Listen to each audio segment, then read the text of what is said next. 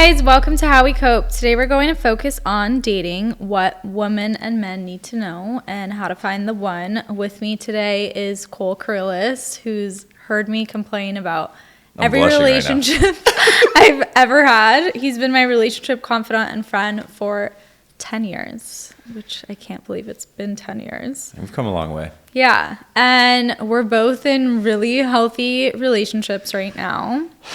Yeah, it depends on the day. Yeah. We're both in really healthy relationships right now. So we're just going to keep it real with you guys. So let's get into it. So the first question is, do you think men have to be in a certain place in their life in order to commit to a long-term relationship? I mean, we've talked about this before, but I think yes, but not in the ways people think you need to be. So a lot of times people hear, or like girls have come up to me like, oh, like this guy like won't commit, whatever. He's not in the right place. What does that mean? You know, people think it's, I think oftentimes it's confused with being tangible. I think it's never that. Like guys use the excuse like, oh, I'm not in the financial position to commit. Right. But I think money is used as a cover up for things not tangible, like emotional maturity or fear of responsibility, you know, things like that I think are often confused with what the real reason is behind why they don't commit. Like, I truly believe that if a man values a woman, you know, he'll stretch into readiness. Oh, yeah. And that stretch is the proof. But if you don't get it, like, just get out of it. You know, you'll know pretty quickly if he's going to commit or not. Totally. And I also feel like, speaking of that money thing, it's like so many men convince themselves that they have to be at this certain financial place to take care of someone. And it's almost like the idea of marriage has become, or the idea of just even a healthy relationship has become like, okay, once I have you, I have to provide and I don't have enough. It's like if you don't have enough tangibly, you also don't feel like you're enough. So I can see that correlation there.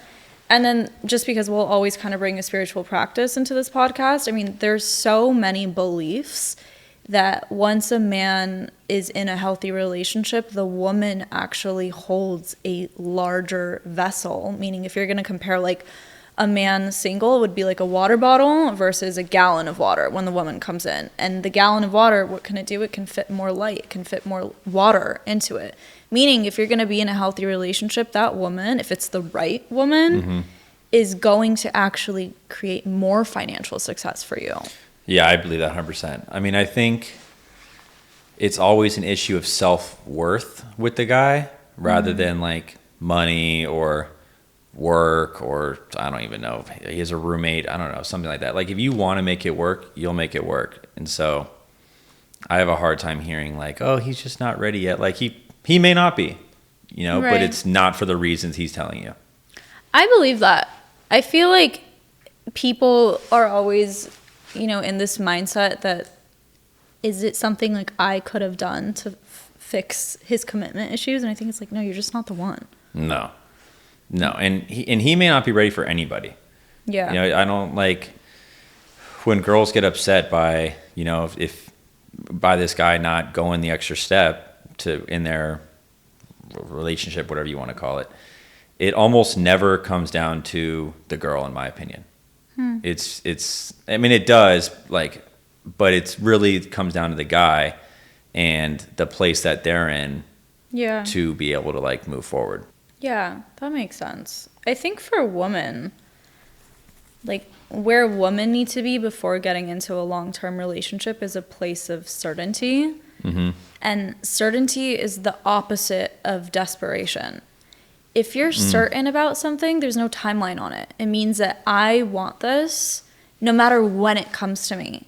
Think about any goal in life. It's not a real goal if you're like, I have to have it by September 2026.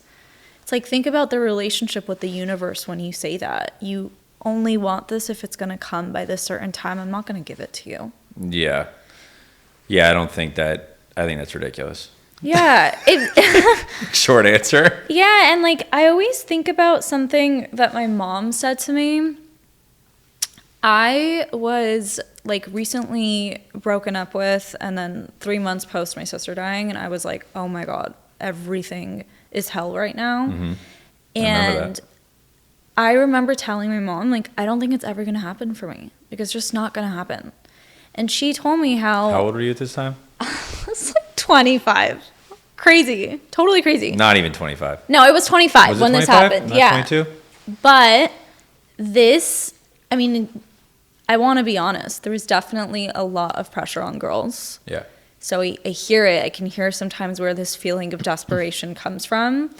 But I remember my mom telling me a story. My mom was 19 when she had my sister. Mm-hmm. And she and her husband at the time got divorced. And she would go to parties. She was only 30 years old, and she had a 2-year-old daughter. And they would go to these parties together, and people would be like, oh, I can't wait to go to Sheila's wedding. And my mom was like, what the fuck? Like, Yeah, it's a lot of I'm pressure. only 30. Like, and you're already like wishing for my 2-year-old daughter to get married. What about me? And she had like this certainty that she was just like, oh, my soulmate is going to walk into my life. Like, I know it. And she met my dad a year later. And so I think when I talk about certainty, it's like that switch, especially a woman has so much aura. Mm-hmm. Like, we can be such deep creators if we really wanted to be. So I think that switch of like, just know what's going to happen to you. And when my mom told me this story was in that really hard time in my life, I was like, okay, I'm going to start making jokes every day now. Like, and I probably made it to you too, like, oh, I'll see you next year with my fiance. Yeah, I can't wait to be at your birthday with my fiance next year. And I kept saying it, and everyone's like, dude, you're being crazy. I met Nevin 3 days later. Yeah. Yeah, I remember that. Yeah, I think a woman holds more power than they realize. Yeah. I think oftentimes they're reliant upon the guy to dictate kind of the progression of these relationships. But if they hold themselves to a higher standard, and I say them being a woman, you really call all the shots. Yeah. But it's when that woman starts compromising on those beliefs, those standards, when things just kind of come crumbling down. Yeah. And that's when the mind games start. And, oh, he took 20 minutes to respond to me, this BS, or he's following 10 bikini models on Instagram. That might be fine, but don't let it bother you. He might not be the one. You know, like, don't let yourself look at all these factors when the obvious one's right in front of you. Yeah. Yeah. It's confidence, but it's also like a sense of faith. And I think when you don't have that, that's when you fall into all these desperate type behaviors, faith but in also who, though? Relationships. I'm not saying religion. I know you're bringing religion, but faith in yourself? I'm not actually bringing religion. Is it faith and belief in yourself? I think it's faith in yourself. Yeah. I also do think it's faith in a higher being. For sure. It could be God, it could be the universe, but I talk about this all the time. It's like your relationship to Earth, to Mother Earth, to the universe, to God, however feels aligned with you, is directly related to your relationship with yourself. Yeah. So if you have a scarcity mindset with the universe, you have a scarcity mindset with yourself. If you don't think that the universe loves you and wants to give you everything, you're not going to believe that another person wants to do that either. Yeah. So I think certainty really starts there. Yeah, I'm with that. And then here's a question that I think a lot of people want to know. What do you think about this idea that a person needs to like get it out of their system? Or there's this idea that there's so many fish in the sea. Especially for men. Like, I feel like we're always hearing this. Like, men, you got to get it out of your system. Yeah. I was one of those people that said that. I think I said that to you. Like, you need to, like, you had a couple boyfriends. You need to, like, go explore what else is out there. I don't think it's necessarily about sleeping around, because sleeping around creates more. It doesn't necessarily create peace. It's more so distraction. And so I think true peace comes from like choosing depth and sticking with it rather than like the next fish, whatever. However, I will say that when you date, or, you know, you go on those shitty dates, or you're texting with this guy who you know is not going to be the one. Yeah, it's annoying in the moment, but I think if you can learn from these experiences, it's an amazing thing. When I say that, I mean by like, you'll be able to recognize what's real and rare when it's in front of you, when it's, you know, it arrives.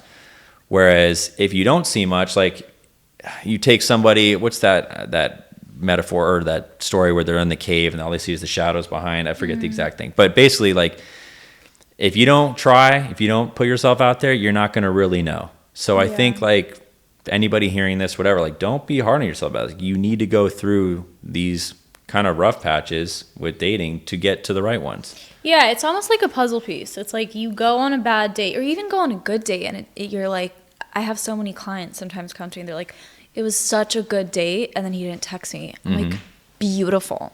Yeah. Oh, I think What'd that's the best you thing. like about him? Yeah. Take that to the next date. So everything is like, if you can kind of put all this stuff on your tool belt, yeah, you definitely have a lot more experience to go into and being able to tell if someone is the one. I think where I get a little, touchy with like this idea of having to get it out of your system, there's also a component there of ego. Yeah. And I think it's like, something people need to master is the difference between settling for and settling on. If you are to settle for, you are unhappy. You're settling for someone that isn't actually meeting any of the marks. And you're almost like complacent. You don't want to be complacent about your life partner. You want to be passionate. Settling on is you see you have someone really good in front of you. Yeah. You see it. They may not be perfect. You're never going to find somebody that's perfect. But to settle on is like, oh, I know that I could date more. I could sleep around more. But this is so good. I want to keep this sacred. Yeah, I think that's a good point for sure. Because I think a lot of times girls and guys will go through these dates and like, oh, she's not the one, this is that. But then they'll try to create these lofty expectations. Like, I need a Theo James, Harry Styles, and I don't know, some Greek god trio, you know. But it's a way to like cope with the roughness of that date or like the hard times of dating. Like, no, like accept that. I think like realize that like that next one could be like, I come from the finance world, like in raising money, you want no's because it's going to lead you to that yes. What if you knew that you're 2 no's away from your yes? And I think that's a good equivalent. Like, you could correlate that with dating. Yeah. Like, what if you're 2 dates away from finding that person? Yeah. And what if you find the deal? Yeah. It's like, you got to know. You got to know when, like, this is good. For sure. And I would say, not only is this good, the person that you settle on or the deal that you settle on can expand. Yeah. So it's someone that can expand and build and evolve with you. And that's what I would say keeps a relationship so exciting in the first place. Like, it's not like you get married or you get into a healthy relationship and you just turn off. No. Like, no. I don't care what anyone says, like, everyone still wants to be desired, and I'm sure looks around desiring other people. What keeps you in that relationship is like, what I have in front of me is so special. I could never mess this up. I would never want to. So yes, there's other people that are attractive. I want people to be, it's all ego. It's like, what does the soul really want? The soul wants to feel peace. Yeah, I think on that, I think attraction is instinct and commitment is character. Oh yeah, and discipline. Yeah. Because I don't think that ever goes away. Like, there's always going to be a better looking, more successful in pick any department person. Like, it's really about building with that person and taking out all the distractions. And that's the tough thing about nowadays too. Like, I think people should know, like, and recognize and accept, like, people are always like, oh, there's so many distractions, whatever. But like, really don't be hard on yourself about it. There is a ton. The world is designed now to distract you. Yeah. I mean, there's nothing wrong with online dating, but I see this as becoming more and more frequent where people are just like swiping and swiping and swiping. And so it's almost like this natural instinct to be like, oh, there will be more. Yeah. Just like, will there be more quality?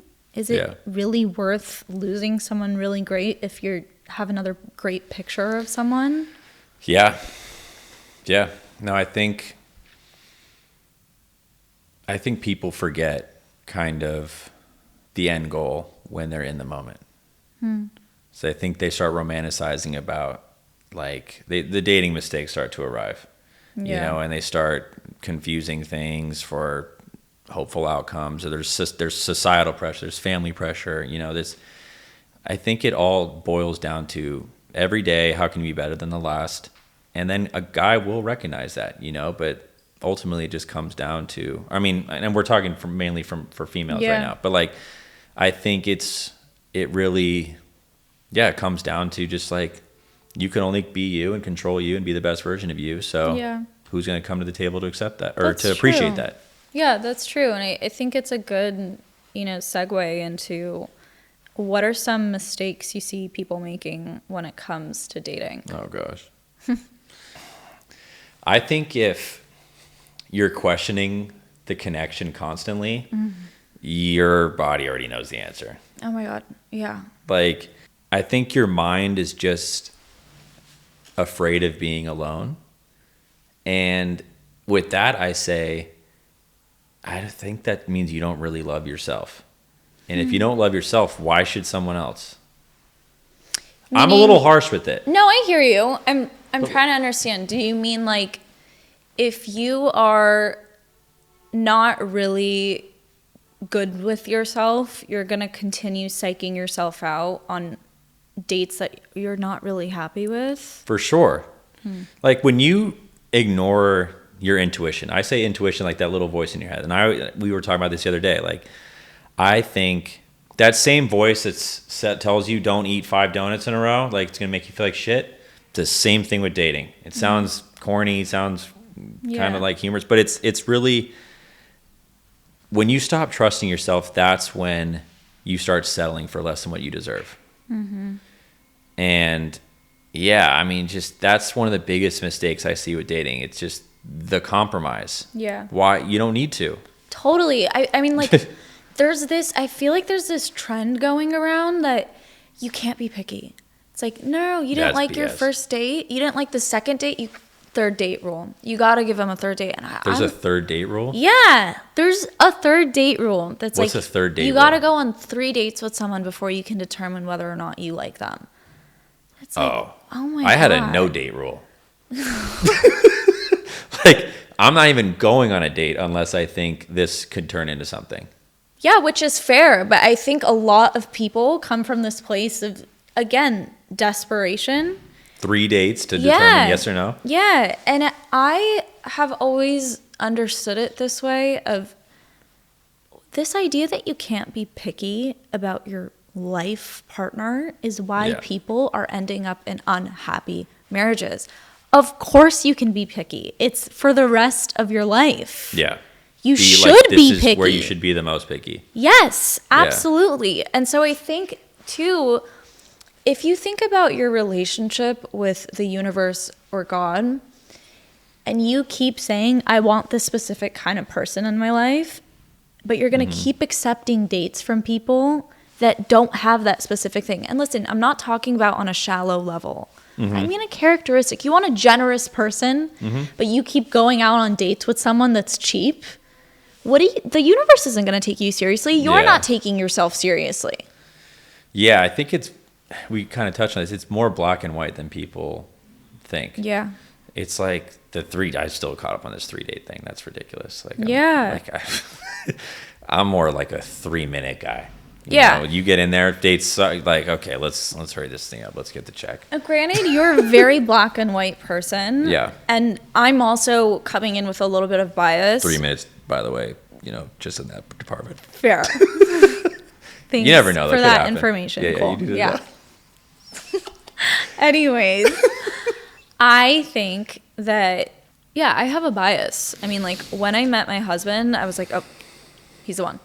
Took me 3 minutes. Yeah, you're a perfect example of that. Yeah, and people, it almost makes me sad sometimes because I see things on like TikTok that are like, I don't believe in love at first sight. I don't believe it. And I'm like, I really had it. We have a different and special story, which I obviously go into on other podcasts, but I think the reason why I even bring it up is because it doesn't have to be everyone's story. I'm not saying that everyone knows on date one that like, I want to commit to you. But it's like, build. Do you want a second date, or are you settling for a second date? Yeah. To touch on that, the best relationships don't require convincing. They bring clarity and not confusion. That's so beautiful. It's so true. But I think that's probably one of the biggest mistakes people make is they don't feel it. You know, their body's not new. It's revolting against them. And then yet they go through with it and then they're pissed. You know, like, think of it this way. Like, you go on that first date. Good, you tried. Now you know what to look for. Like, kind of review it. What'd you like about him? What'd you didn't, like you said. And then go into the next one. Why still be confused and thinking like your gut and these apparent signs are going to like change? Whenever I have a friend or a client who is having me convince them to go out with the person again, or convince them like, no, it's okay that they did that. It's okay. I'm like, this is not the one. Yeah. Especially because I don't know if you agree with this, but I actually kind of saw this in your relationship with Sydney building. I don't feel like when you're in the relationship with the right one that you're actually concerned about other people's approval so much. Oh, yeah. It's like that questioning doesn't really happen. Like I mean, you always said this to me. You're like, you're so set on Nevin. Yeah. Like nobody could have changed your mind. Yeah, I was like, thank God. And like, you know, it was so interesting. But it was interesting because like I felt so passionately about him. And granted, everyone feels passionate about my husband. He's amazing. Yeah. But I didn't need that. Half of my friends. You weren't looking for it necessarily. Yeah, because half of my friends, I didn't even get to meet him. He was in New York and I was in LA. So it was such an intuition thing for me. And I saw that in your relationship too. Like you weren't even really talking. You were just like, she's great. And so I think that's actually, you know, if you're listening to this and you're like, wow, I tend to talk about this guy and like need convincing to keep going. He's probably not the one. Yeah. And I don't want to like beat a dead horse and say the same thing, but trust yourself. Like it's so much simpler than you like. Really, it comes down to just your own inner voice. Like, don't tune all that shit out and just go with what you know. Yeah. And if you don't know, that's fine. Go into it and then learn from it. Take every single moment in dating experience and whatever, conversation, DM, whatever, as a learning experience. You have nothing to lose. Because at the end of the day, you know, you're you and you're incredible, and like, have confidence in that. Yeah. Someone will be very lucky to have you. And people are like, oh, will they though? Then it comes down to a self-worth thing. Yeah. But if you know day in and day out, you're doing everything you can to make sure you're the best possible version of yourself, what doubts should you have? Yeah. You know, I have crazy OCD. The only way I get over that is knowing I did everything I could to do it right or be the best version of it. Like, that's the only piece you can get. It's going to come from yourself. Yeah. I feel like that also reminds me to say that, at least for women, what I see happen a lot, I actually don't see it happen frequently with men. And when it does, it's so apparent. But like making a man your entire universe, don't make that mistake. I see it happen so much where, you know, when a woman walks into a man's life, he's just another factor. It's like, yep, I got tennis and I got work and I got this and I got a girlfriend. Or, and I have a wife. But woman, it's like, I have a boyfriend. I'm not talking about all women, but women tend to make the boyfriend the universe, then the hobbies, the friends, the family. It's all forgotten about. And it's like, if you lose this, if you lose the friends, the family, the hobbies, you've lost your sense of self. And I think, and Cole, I'm happy for you to chime in here, but I feel like men smell that on a woman. Yeah. Oh yeah.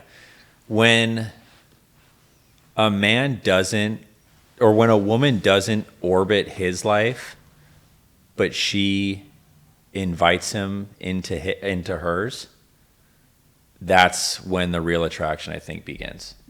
That's what really stands out. It's when women, you know, we're talking again from a woman's perspective with dating a guy, but like, that's when a guy takes notice, is when that girl is more so like, I like you, but I don't need you. That's what really gets a guy like attracted to a woman, because people are like, what makes me stand out to a guy? Literally that, like, a woman that knows who she is and isn't afraid to lose you if it means losing herself. Yes. And on that note, I feel like a lot of people go into relationships pretending to be busy. It's like, I'm not going to answer. Yeah, you could see that shit. I'm not going to answer for 3 hours because I want them to think That's that I'm annoying. busy. Yeah, it's just annoying. Don't do that. Yeah. You know what you should do is Actually actually be busy. become busy. Yes. Yeah, that's more attractive for sure. Yeah, and I feel like, again, if you have to play that game, you're not comfortable with yourself, and then you're not comfortable with this person. Yeah, like, the real confidence isn't loud. It's like a quiet, grounded energy. Yeah. And then what you're saying, like, oh, text back 4 hours later or whatever, like, that's just annoying. You know, like, I heard Elon Musk responds within 1 hour of every message that comes into him. Yeah. And You think that guy, you know, like, take whatever you want aside of it. That guy is one of the most busy people on the planet, and he's responding within an hour. What makes you think, you know, Kyle or Francesca, whatever, can't respond back in time? Yeah. You know? Yeah. I also feel like, and this is really catered to women, but I feel like a lot of toxic dating books give off this message that you have to pretend like you don't want the relationship and pretend like you want something really casual. And it's almost like that's what's going to reel the guy in. And the problem with that is that's going to reel the wrong guy in. If you're going to be acting casual about a relationship, you're going to attract a casual person. If you're going to be trying to reel somebody in by holding back, you know who you're going to get? You're going to get an avoidant partner. Yeah, that's and then spot on. you're going to be upset. So my advice there is, if you want something serious, be serious. Take yourself seriously. That doesn't mean... That's like a soundbite. Yeah, that doesn't mean go on the first date and be like, you need to be married to me. You're actually so serious about yourself that you're sitting on that date and you're like, do I want to be married to you? And you're consistent with it. Yeah. For the 3 or 30,000 people listening, who knows what this gets to, but I think it all comes down to kind of a theme that's coming across with this, is that those high standards, you know, with like letting a guy meet them. Don't budge on them. Let the guy come up to them, you know, and if he doesn't come up to them, you should have peace of mind. Yeah. That like, oh, he wasn't the one. Done. Yeah. Something I also really have to get off my chest is the idea of ghosting and having to go towards someone to get an explanation for ghosting. For getting ghosted? Yes. Like getting in, like, I'm texting you, you ghost me, and I need to get an explanation from you for why you ghosted me? Yes, like trying to get closure for being ghosted. And this happens a lot. And if you have done this, there's no judgment. I just want to give you a relationship coach point of view on that. Silence is an answer. So if you have been ghosted, your answer is silence. There is no closure. The answer is this person can, 1, not communicate, which you don't want that in a partner anyways, and 2, they've made themselves clear. And I feel like what you do when you go for an explanation of why you got ghosted, you're cheapening your self-worth. I understand this urge of I need to know why, but it's an impulsivity. What does it change for you? If this person is to say, oh, I didn't like your hair, are you going to go change your hair? Or are you going to go find somebody that loves the way your hair looks? So what is the explanation for? Yeah, I'm not the person to ask on this. I'm like, that's the greatest thing ever. Like, I associate that with like Meaning getting cheated on. Ghosting is the greatest thing ever? I think it's great. It's so clear. Meaning it's so clear they're just not into it. You don't have to. Yeah. Why do you need to make things complicated? This person literally does not want to talk to you. Yeah. They are not taking, 10 seconds to write a message saying they're not into you and whatever. Like, What makes you think they're going to go last a year, 2 years, 5 years, 10 years? What future do you see with that person? Yeah, and I also want to say this on the other side of the person that is thinking like, should I just ghost them or should I say something? I think the most respectful thing you can do is be honest with someone. Why I say that is the difference between receiving a message of, hey, I think you're great, but we're just not a vibe, or I'm just not seeing it with you. That person is going to think, oh, okay, like that's okay. And what if they meet someone that they do think is a vibe with you? Or what if someone mentions your name? You don't want to be the person that ghosted. You want to be the person that respectfully set a boundary, and that's okay. Yeah, unless some guy or girl is being an absolute weirdo. Sure, Then, but like, I don't think that's the that's not majority the of the norm. case. Yeah, that's not the norm. Then I'm almost always for like a short note. Saying like, hey, like, you're great, but I don't think we're a fit. Yeah. I don't think that takes much time. Yes, it sucks to say, but at the end of the day, it's good for you. It's good for them. Gives closure. So this could be controversial, but what are your thoughts about sleeping with someone on the first date? Oh, I think it could work for some people. But statistically speaking... Tell us what you're really thinking. Yeah. Statistically speaking, I would advise against.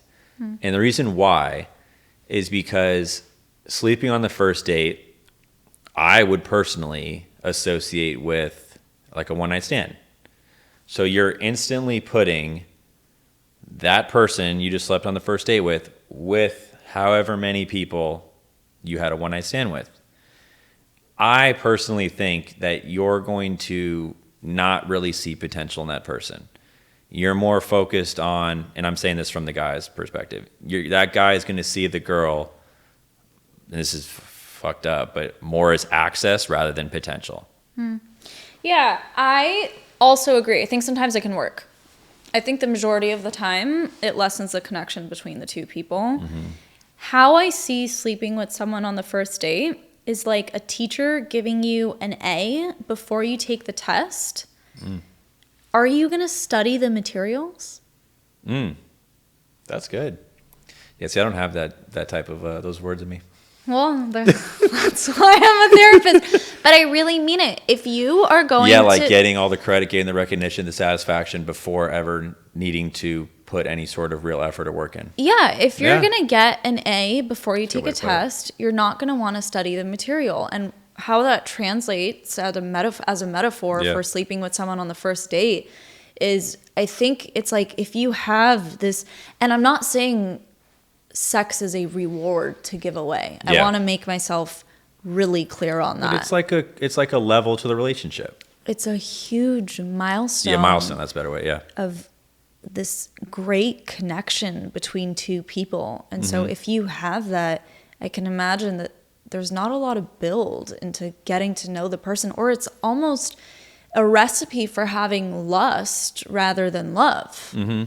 And that can be really confusing and messy for a lot of people. Do I love this person, or am I attracted to them? Do I like having sex with them, or do I actually want to be with them? Yeah. I think, why not wait? Like, what's the downside with waiting? Like, you're putting yourself in a position to bring more clarity. Like, and it comes down to actions. I always say, like, and I don't always say because no one really, like, for the couple girls that ask me some advice, I always just say, why, like, measure someone's interest with the consistency of their actions. Back to sleeping with that person, wait it out. See how much effort this guy's putting in without that milestone. See what the effort they're putting in a date. Talk to you, call you during the hour that they have spare in the day. Some sort of measure like that, because then it just brings more clarity and not that confusion.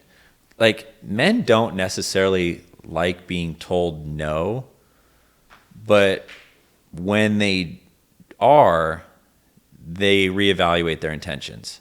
I actually sometimes feel like men do like being told no. Yeah.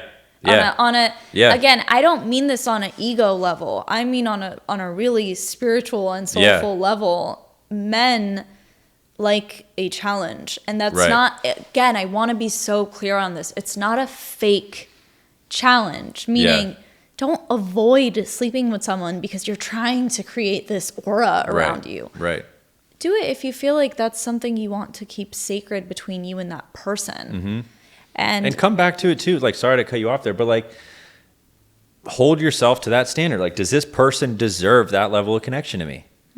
yeah, Like, when you hold yourself on that such high regard, you give off that status, like subconsciously, indirectly, you know, through the atmosphere. I don't fucking know, but like, you give off that aura.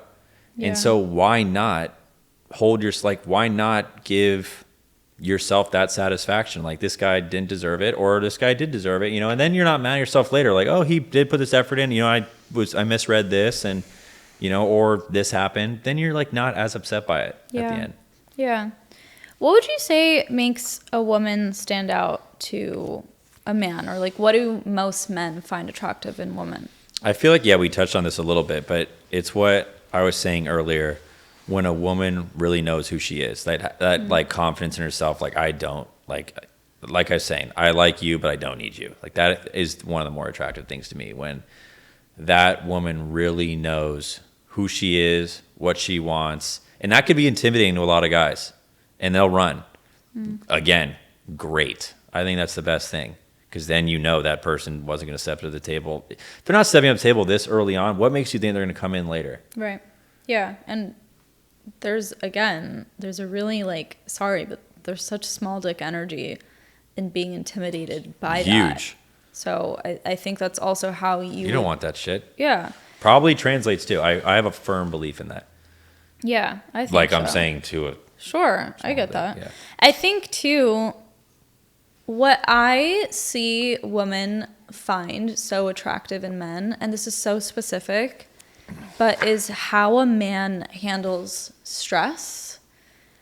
I think how a man handles stress and their ambition are two things that I see being so characteristic of who that person is. And what I mean by that is, I think a lot of men are like, oh, women need me to be in a financial place before they want to date me, or like that's what makes them attractive. If I have this money, then that's what's going to make them attracted to me and want to be with me. But the truth is I actually think it's what you did to make that money. Did you work hard for that money? Are you a hardworking person? And if you don't have it, do you have the ambition to get it?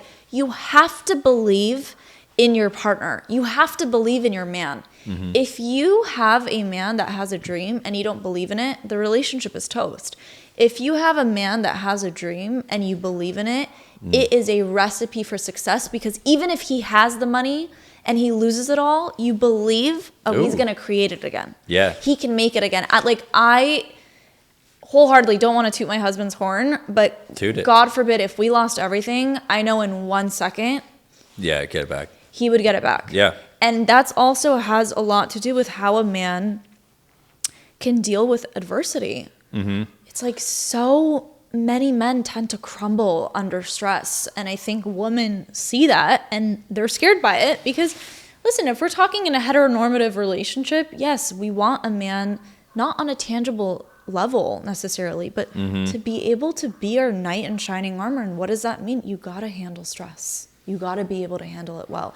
And that doesn't mean like being macho about it. That actually means go to therapy, go talk to your friends, like be vulnerable, have a practice around your life. Don't crumble, don't avoid. Yeah.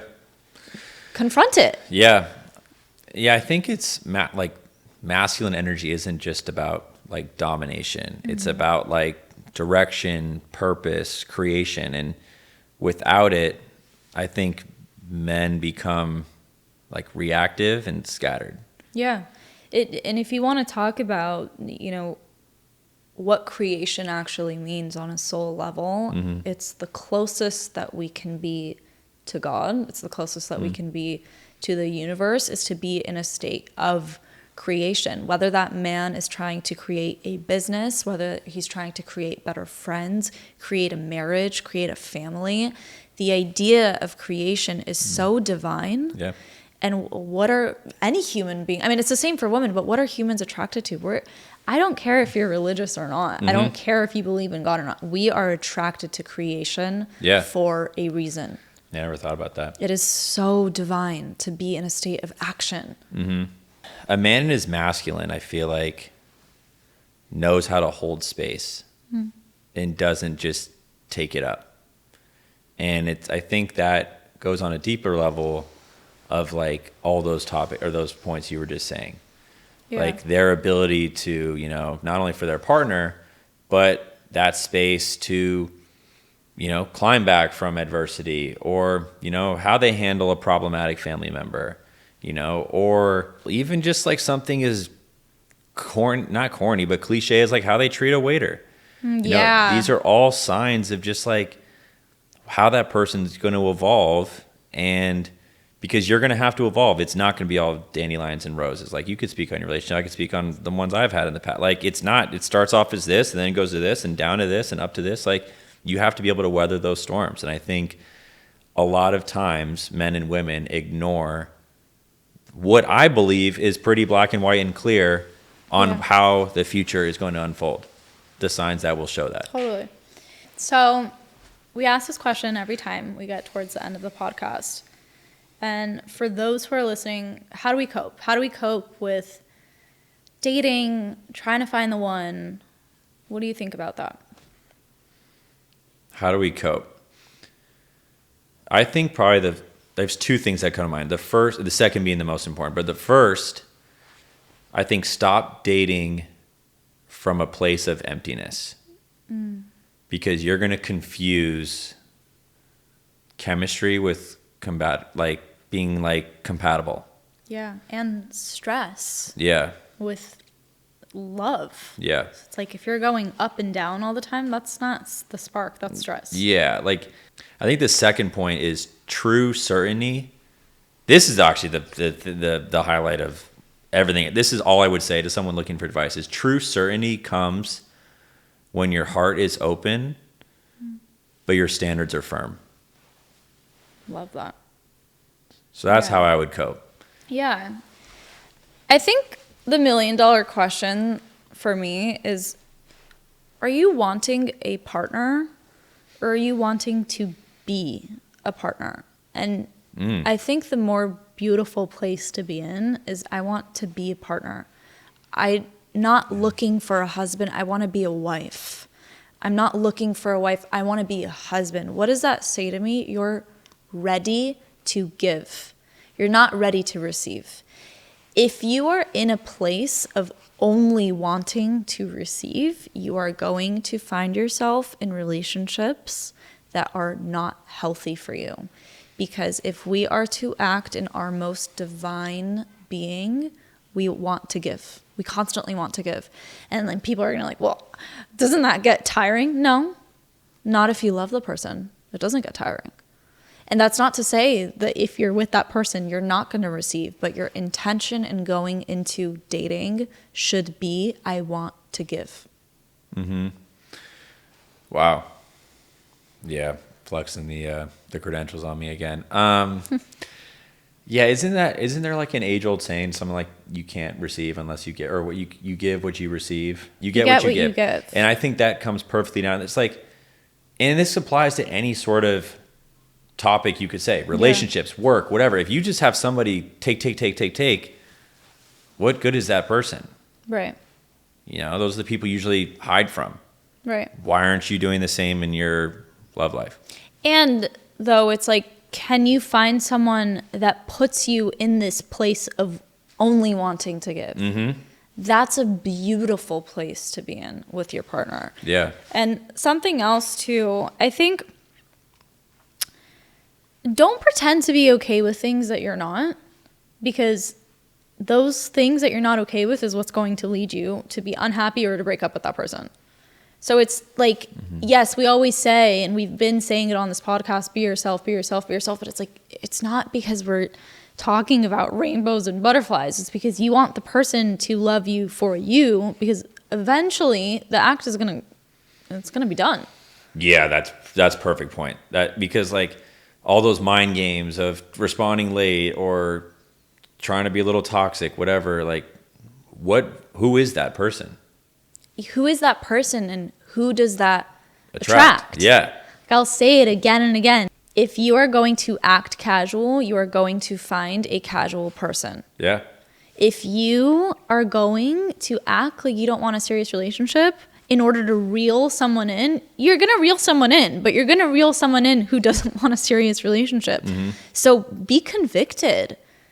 Be convicted in what you want and what you desire, because not only are you listening to you, the universe is listening. If you continue to settle on everything that's, this could be it, or you know what, I'm actually not okay with this, but maybe I can learn to be, no one's taking you seriously that way. Mm-hmm. Be convicted in it.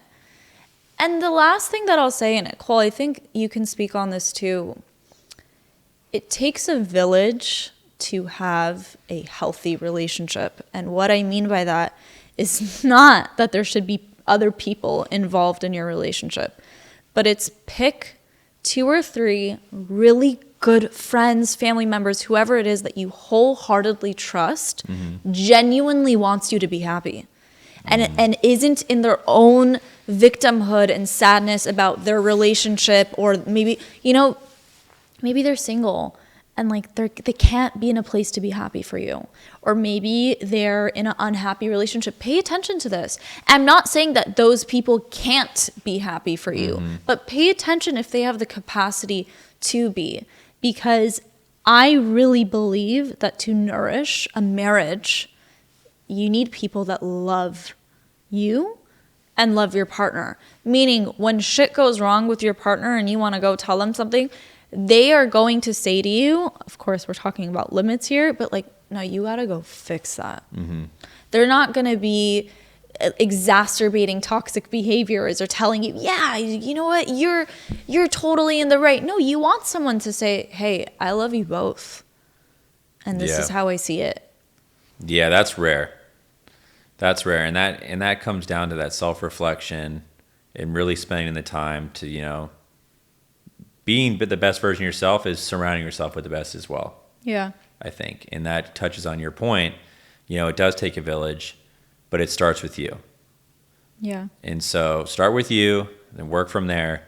And then by being the best for yourself, you're going to attract other, high levels in whatever department. And sometimes being with your life partner, I don't know if you've experienced this, but being with my husband and seeing how pure our relationship is has also made me realize which relationships in my life aren't pure. Mm-hmm. And that maybe aren't actually adding into this life. Again, we're talking about a state of creation, but that I'm trying to create. And a lot of the times what happened to me in the last 3 years of being with my husband, I started to think like, are the people in my life people that I want to be around my children? Yes. And that was so black and white for me. So I would say if you're listening to this and you're in the dating phase, or even if you're in a relationship and you're just trying to, gain some more knowledge here, your village is so important in creating the foundation of a happy relationship for you and your partner, for you and your future kids.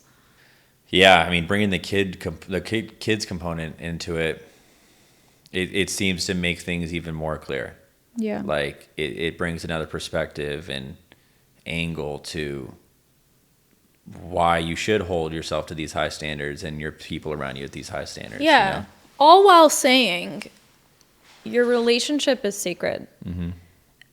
The way that I knew I was with the one is I didn't really want to talk about him. Mm-hmm. Not that I didn't want to, but I didn't feel the need to. Mm-hmm. Broadcast it. Yeah, like I was like, I feel good. Mm-hmm. And that goes back to this idea of we don't need to convince. Like, we're just good. And I remember people feeling triggered by that.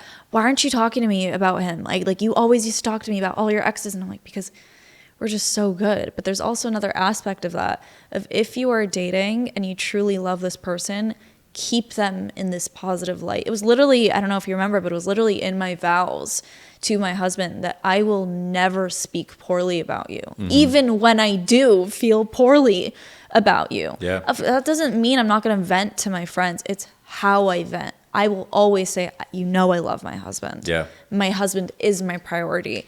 And so I just think if you're in the dating phase too, just remember like the relationship between two people, especially you and your potential life partner, is so sacred to treat it that way. Mm-hmm. Yeah, on the vows thing, yeah, you sat me in the back, so I didn't hear that. Just kidding. Jokes aside, though, I think, yeah, I mean, when you're convinced in yourself, you don't need to convince others. Totally. All right, Cole, thank you so much for being here with me today. I hope you guys gained something from this, and I'm sure we will visit this conversation again. Thank you for having me. I think, yeah, for the future, like comment, you know, other things like your fault, like you have a good size following, like comment like other things you want guys to talk, like a guy to talk about. Like there's a ton of things that we're probably missing, but you know, it all starts with you. And I think that's the only thing you can really control. Yeah. So no, it's an honor to be here. Okay. Thanks, guys. This podcast is sponsored by Culver City Chevrolet, where you can lease a Chevy Equinox for $189 a month. Mention you're a subscriber of How We Cope podcast to unlock the special deal.